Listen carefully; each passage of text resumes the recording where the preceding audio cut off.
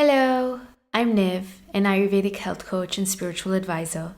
I help high performing, kind, and visionary leaders, creatives, artists, rebels, and healers to feel energized, deeply joyful, centered, and healthy at the root level. Most of my clients have a deep calling to help vitalize and raise their communities through their unique gifts and vision, and live an abundant, restful, and generous life while doing so. And they're aware that this cannot happen if their internal ecology or energetic system is out of balance or out of integrity. So this is what I help them to clean up through foolproof and ancient wisdom and technology. Today I want to get into a core imbalance or blockage that I see is infecting pretty much everyone that comes to me, and what you get to do to clear it out right away. So I'm going to ask you this. Do you often feel a huge weight upon your shoulders? A burdened, pressured sense that you cannot afford to mess it up, that it's all on you, alone, and alone you need to keep up the perfect performance. Your wins are yours alone, and your failures feel equally like these giant rocks of judgment on your worth and value. And since you do know so much, you better get it right, right? What if I told you that it is this very weight that has been making you sick? Tense in your body, cycling through reactive, defensive, and fearful thoughts, secretly exhausted within, even though you put in so much time and effort into your self-development and health. And what if I told you that this weight stems from a deep-rooted veil or distortion in your perception, a transgression of your own higher wisdom? I will clarify all of this in just a moment, but if you relate at all with this persistent mental and physical tension and exhaustion, one that quietly persists no matter how good things are for you, how much physical, mental therapy you receive, I want you to know I feel you. And I invite you to stay with me until the end of this audio to receive some insight on exactly what is going on and how you might be liberated from this weight. Now, from an Ayurvedic perspective, one of the three root causes of disease within the mind and body is a transgression or a betrayal of our very own wisdom, prajna. It refers to mistakes of the intellect, disregarding the inner knowledge, misusing our senses, and errors in judgment. In simple words, our innermost awareness knows better, yet we choose to follow an impulse that isn't in alignment with that better knowing. Or then our intellect or conscious mind thinks it knows better, but really it doesn't. So these intellectual errors lead to improper actions or thoughts that result in imbalances in the body and mind, as well as in community destruction. So as part of a true Ayurvedic treatment approach, I pay great attention to the mental and intellectual status of my clients. I know prajna to be a root cause of mental and physical anguish, be it indigestion, depression, mood swings, pains, insomnia, because I've experienced this pattern within myself a countless number of times, and I see it all the time in the exceptionally self-aware, hyper-performing, and visionary clients that I work with. Blind spots in our perception that keep us in these chokeholds and reactivity within intimate family, friends, romantic relationships, disregarding our better knowing to give into habits and actions that harm us, indulging thoughts and ideas that we know don't serve us and only drain our energy, anchoring our choices and thoughts on external hits of approval and validation instead of internal intuition and secure inner knowing, holding on to angers, resentments, judgments as if our life depended on it, when it only ever keeps us stuck, stressed out, miserable. You know better, yet for some reason you decide, or almost you don't even consciously decide, to follow an impulse that isn't in alignment with that better knowing. And following these impulses again and again over years, over decades, creates chronic tension in the body, disease, dysregulation in your minds, manifesting as pains, anxiety, depression, insomnia, grief, as well as cracks and misalignments in your relationships, family life, or work. So, what fear or belief are these transgressions rooted in? How do we identify them, and how do we pull out these roots at the subtlest level? I turn to a dear guide of mine, no longer with us in flesh but alive through his poetry, Dante Alighieri, to help me answer this. Dante was an Italian poet writing in the 1300s, meditating on what it means to walk a virtuous, bold, big-hearted life, but for real. Dante explores what a truly joyous and liberated path requires of the human soul, a human soul traversing the everyday distractions, distortions, and delights of earthly life. A human soul just like you and me. Now, why do I choose Dante to help us walk through this, considering all the ancient scripture and spiritual text that is out there, some of which, as you know, I've studied myself? Well, my dear friend Dante speaks in a way that touches me deeply. He speaks directly to my human heart with clarity and exuberance. I just love his vulnerability and anguish and passion and all of this emotion paired with spectacular imagery and poetic vision. It just hits me differently. So I thought, why not share something a bit different to you as well? So I'm going to make an initial attempt at sharing just a small piece of how he visualized one of these transgressions. One that had burdened and exhausted me for as long as I can remember, and one that I can say with 100% certainty, experiential knowledge, is a key blockage within your life as well. The burden of pride. In his text, Purgatorio, Dante meets humans who have chosen the path of spiritual liberation, and they are undergoing these unique processes to cleanse themselves of their transgressions. These transgressions, organized as the 7 major sins, the 7 P's, peccatum being the Latin word for error or sin, are essentially a rejection of spiritual values or distorted expressions of desire. This is the blockage. Now, I personally prefer not to use the word sin, as there's such a morally righteous, fearful, constricting, and repressive tone that comes with it, like a repressive reality almost that comes with it. But without these associations, the word just is sin, meaning errors in judgment or deviations from inner and higher wisdom, not unlike the Ayurvedic concept of prajna parada.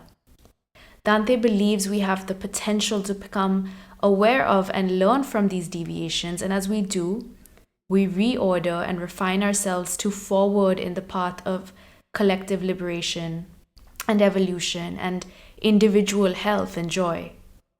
He is also very clear that it is rightly ordered love, not fear of punishment or judgment or of any kind really, that guides this process. It is true love and rightly ordered desire. This is so important. So early on in Purgatorio, Dante encounters the souls of the proud, who crawl agonizingly round and round a ledge on Mount Purgatory under the crushing weight of enormous slabs of rock. Their punishment is so simple and so terrible that Dante can scarcely bear to describe it. He cries out in anguish to the proud of this world to take heed of the nature of their sin and of its unbearable punishments. These humans are contracted, bent in on themselves, in a tiny space, bent down to look at the earth and the dust and the dirt, and the very look of them seems to say, "No more. I just can't." Dante invites us into the cleansing of pride first, the cleansing of this blockage first, of all the 7 sins, because he believes pride to be our primal error, the first forgetfulness of our true place within the larger, all-knowing and interconnected fabric of cosmic intelligence. He sees this transgression to hold the most moral gravity, the heaviest load on the body and mind, as represented by those huge stones. And if you're confused about how this relates to you who center collective liberation, who center your community, your health, loved ones, progressive thinking, spiritual evolution, healing, care in your life, then let me show you how insidious this arrogance is. It's a deceptive notion of autonomy and greatness, one that makes it believe that it is you. I mean, your self-created ego, small mind, and intellect alone who has brought to life your successes. And it is this very same intellect, mind, or identity that has to figure out and control life, keep it in accordance with everyone's beliefs about you and with your beliefs about yourself. You overemphasize your own wins, challenges, and perseverance, and make larger the consequences of potentially messing it up. You believe your small mind and your intellect knows better, when it is so far from knowing anything at all. It's this feeling like you really are in it alone. Everything that you are is a consequence of nothing but your own will, skill, brilliance, and everything that others achieve is their achievement alone. And so you can't help but to compare and compete constantly, continuously. We all feel this pride differently. If you're someone who prioritizes spiritual practices, for example, it might be a spiritual ego. This notion that you're one of the only ones asking the deeper questions of life, and that anyone else who isn't is somehow lesser, more ignorant, and stupid even. You see more, and you feel so impatient with those that see less. Or then it might be an activist ego. This idea that this cause you're fighting for, it is the most crucial cause out there, and anyone who isn't actively engaged in this cause is corrupt, blind, greedy, not worth your kindness or time. You refuse to see your own delusions, your own short-sightedness and stubbornness, and you feel so puffed up about your progressive choices and ideas, deaf to others' positions or realities, and totally asleep to the kind of actual mental and spiritual presence that is required to make lasting change. Dante cries, "Oh, you proud Christians, wretched souls and small, who by the dim lights of your twisted minds believe you prosper even as you fall. Can you not see that we are worms, each one born to become the angelic butterfly that flies defenseless to the judgment throne?" Pride lifts you way up above everyone else in your own deluded imagination. Yes, everyone is figuring it out, but for some reason, you have figured it out more. And so it makes complete sense that the contrapasso, the counter-suffering that corrects pride and helps to clear out this spiritual defect and blockage, is precisely to be bent downward under a weight that brings you back down to earth, facing the dust of the ground. And this obviously isn't something that happens only when you're on Mount Purgatorio, but it happens immediately, felt as this humbling blow or exhausting burden, physically, energetically, and mentally. Now, whether you dare acknowledge it or not is what makes all the difference. I'm going to quote John Ciardi here, the translator whose version of Dante I'm reading. "The simple and terrible penance of these souls is that each must crawl round and round the cornice bearing enormous slabs of rock that press him down, each according to the degree of his sin. The higher a soul tries to raise itself in its pride, the more it is crushed to earth. For pride is a weight of worldliness and bears down the spirit, and therefore it is crushed under the rock of the earth. It is, moreover, the primal sin and the father of all other sins, For the proud man seeks to set himself up as God, and therefore his soul here is crushed agonizingly into the very dust until it has suffered itself clean and may rise free of the weight it had placed upon itself. End quote. The thing that is distorting your minds and spirits, creating all these misjudgments within you, is this attempt to rise up and be larger and bigger than you really are, or have your small egoic self be the center of the things around you. And Dante takes this and he envisions the opposite force as big boulders we carry on our backs, and we're bent over so we can only look at the ground. So where we raised ourselves up artificially, now we're being forced to bend down in this posture of humility. Basically, you pay the price of your pride immediately, directly within the framework of your own body. Can't you feel it? This counterforce corrects the extreme of high-mindedness by bringing it back down to the mean, the place in the middle, which according to Aristotle or the Tao or yoga is the very nature of virtue, the golden mean between two extremes.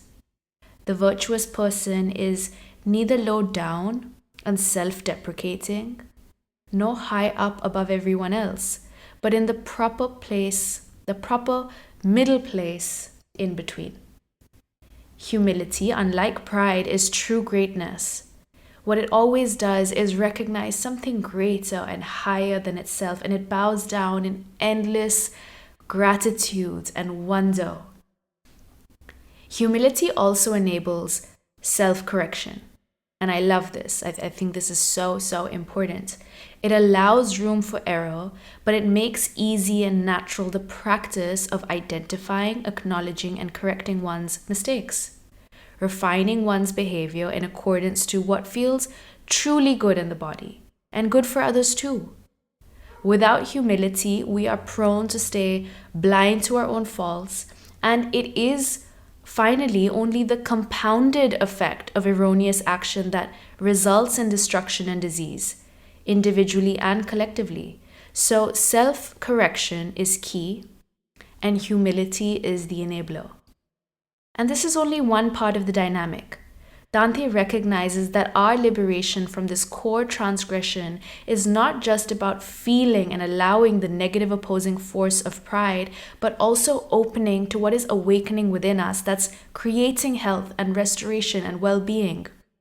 After all, for Dante, as it is for you and for me, this is a matter primarily of becoming free.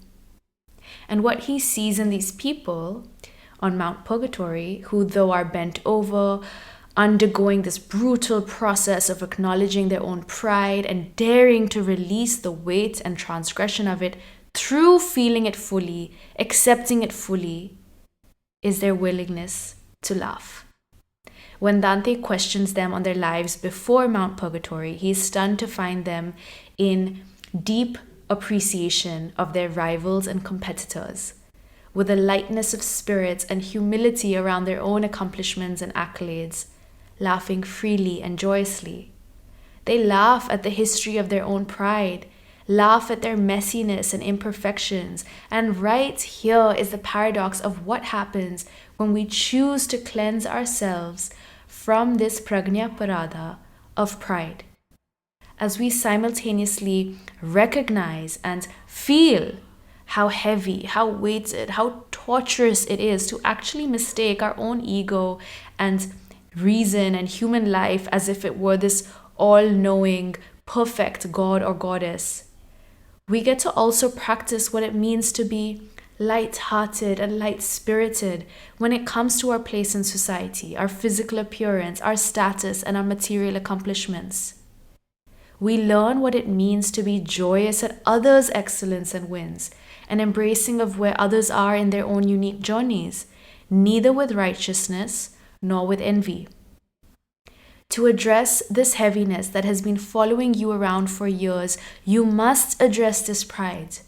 You must look honestly and boldly at where you believe it is all on you, where you believe you know better, you are better, where you've overemphasized your status, your ideologies, your societal position, your beauty, or your talent. And ask yourself lovingly, with a humor, with a lightheartedness, who are you without all this self-inflated sense of I? Who are you when you remember that there is something far greater, wiser, more intelligent that has been moving you through this cosmic play, holding you in love, ushering you towards your own evolution, blessing you, constantly blessing you, keeping you safe, alive, able, here. It is not you alone that have made all of this happen. In fact, it's only a very small part. And please do not take this to mean that you must diminish the small parts. No, not at all. Please continue to celebrate it, appreciate it, raise it with joy and light, but only to the degree that it calls for. I ask you, who are you and how do you feel when you allow far more energy and attention to celebrate the grander we, the miraculous ways in which people, divine grace, and opportunities have come to you in perfect time, the beyond miraculous, really miraculous intersections that needed to happen so that you were born within your very specific, unique, blessed circumstances and have the gifts, cleverness, and compassion that you so have. Who are you when you humble yourself before the greater God that, yes, is indeed an innate part of you, within you, but is also far greater, vaster, beyond your egoic human identity? I'm going to close this contemplation with another note, a final note, again spoken by Chiardi. I quote, "The sinners on each cornice of Purgatory recite a prayer appropriate to their particular penance. And this prayer spoken by the souls under the stones is an extended form of the Lord's Prayer, and Dante's choice of it must be understood by its relevance to the sin of pride. The Lord's Prayer is so basic to Christian practice and so much the possession of every Christian child that its very nature as a primer of the creed must explain its first relevance here. If pride is seen as a blind and arrogant assertion of secondary things, self, power, family name, talent, etc., it follows that such a wrong emphasis on what is secondary can only be arrived at by ignoring what is primary. It is in these terms, I believe, that Dante's intent can be best grasped. The proud must begin over again as children, learning the first expression of the first principles of faith. Note, moreover, that every petition of the prayer is for the grace of humility and subservience to God's will, and that the last petition is for the good of others. This, my friends," end quote. "This, my friends, is what the wisdom of your body and the universe is asking of you.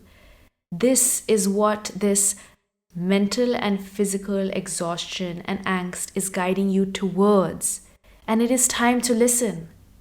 Trust in divine love, trust in the intelligence of spirits, and orient yourself towards it day in and day out. This is how you stay loyal to your own higher wisdom. This is how you remove the deep-rooted veil of pride, this giant blockage, these cracks in your foundation, the distortion in your perception. And this is how you eradicate the cause of tensions and exhaustions at the roots level in your mind and body. And this is exactly the work I guide you through within my Embodied Ayurveda partnership, helping you to actually integrate practical, very practical, fine-tunes in your everyday lifestyle, diet, ethics, breathing, contemplation, so that you, as one integrated mental, physical, and spiritual being, can return to your purest, most clear-sighted, and liberated state. Please understand that Purging this transgression at the root level does not leave you at a neutral place. What it does is offer you the freedom to desire and love with a fully awakened genius and power. And this is what nature desires, for you to express your unique gifts to the infinite fullest and experience prosperity and pleasure and loving relationship as a direct result of your fullest and truest expression. And this is close to impossible when you're blinded, fatigued, or overwhelmed. To purify your mind and body from the rocks and blocks of arrogance with surgical precision is to bring yourself closer to your own natural embodiment of health and joyousness and bigness of heart, lived out in your everyday life. Heed the call. As Dante reminds us, a breath of wind is all there is to fame here upon earth. It blows this way and that, and when it changes quarter, it changes name. The fame of man is like the green of grass, it comes, it goes, and he by whom it springs bright from earth's plenty makes it fade and pass. And I to him, these truths bend my soul low from swollen pride to sweet humility. Thank you. I hope that was helpful, generative, insightful for you. And I'll see you next time. Goodbye.